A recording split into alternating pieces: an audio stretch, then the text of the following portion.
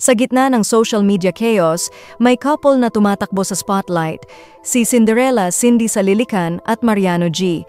Marami ang naniniwala, totoong pag-ibig nga, pero may iba ring tumatanggi, puro show lang daw para sa views at likes. Ngayon aalamin natin, ano ba talaga ang kwento nila? Totoo ba ang pagmamahalan o produkto lang ng content creation? I can tell we need to talk about things. The cold truth. Ayon sa mga ulat, nagsimula ang lahat nang gumawa si Cindy ng duet sa isang TikTok video ni Mariano G. Nag-message si Mariano kay Cindy at doon nagsimula ang komunikasyon. Naisipan ko po na i-duet yung TikTok video niya. And then yung video po na dinuet ko is nag-trend. Sa interview nila sa Stories of Hope, inamin ni Mariano na kahit dati siyang aeta sa Pampanga at si Cindy isang city girl, nag-adjust siya at halos araw-araw siyang bumibiyahe para lang makasama siya at ligawan siya ng seryoso. Ayon sa kanila, hindi naging instant ang chemistry, may rejection sa umpisa, pero dahil sa sipag at sincerity ni Mariano, unti-unti siyang nahulog. Kaya nga maraming netizens ang natuwa, isang pag-ibig laban sa stereotypes. Aeta plus city girl, social background na may distansya, pero nagtagpo pa rin. Para bang isang modernong pag-ibig kontra lipunan na pelikula, may accent, may social difference, pero may puso at determinasyon. Sa umpisa, mas gusto nilang i-share yung proseso, the good, the awkward, the judge filtering. At iyon ang nag-hook sa maraming followers. Hindi naging madali ang daan para sa kanila. Marami ang bumatikos sa mga unang posts. May tumatawag kay Mariano na pangit lang pero may pera at may nagsasabing pera lang ang habol ni Cindy.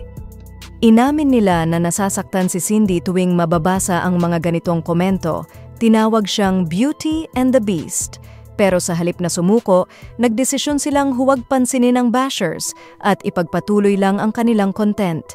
Matapos ang ilang buwan, nagdesisyon silang kumuha ng sariling matitirahan, lumipat kasama, nag-move in together. Ito raw, isang malaking hakbang para patunayan na seryoso sila sa isa't isa. Pero hindi iyon katapusan ng usapan. May lumabas na video noon tungkol sa kanilang dati-dating talent agency kung saan may paratang na scripted raw yung relationship o vlogs nila. Nang tanungin si Mariano, sinabi niya mismo na maraming content noon sa agency ay scripted at iyon raw ang dahilan kaya gusto niyang lumayo at magsimula ng sariling channel. Mahalagang tandaan na sa mundo ng vlogging, maraming factors, clickbait, viewers, content strategy. Kaya laging may tanong, gaano kalalim ang totoong pag-ibig at gaano kalaki ang show? Isa sa pinakamahalagang milestone ay noong nag-propose si Mariano kay Cindy.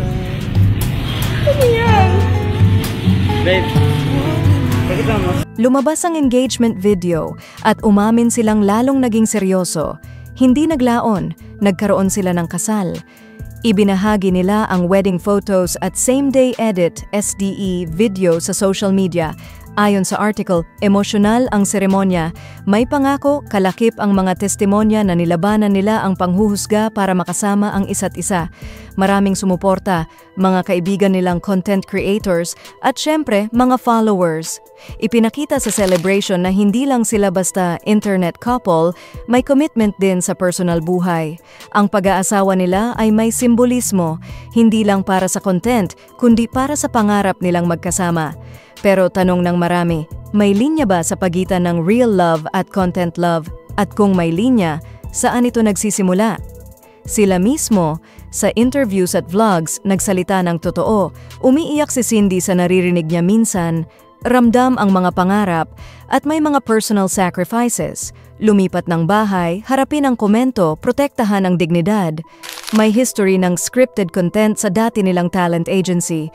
Maraming skeptics ang nagsasabing yung mga hours-long vlogs, drama-style clips, at public posting ng milestones, move-in, proposal, wedding, ay very YouTube template.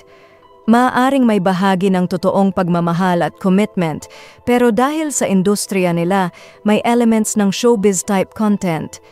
At siguro, para sa kanila, walang problema doon hanggat consensual at dalawa silang hawak sa katotohanan. As audience, dapat may healthy skepticism.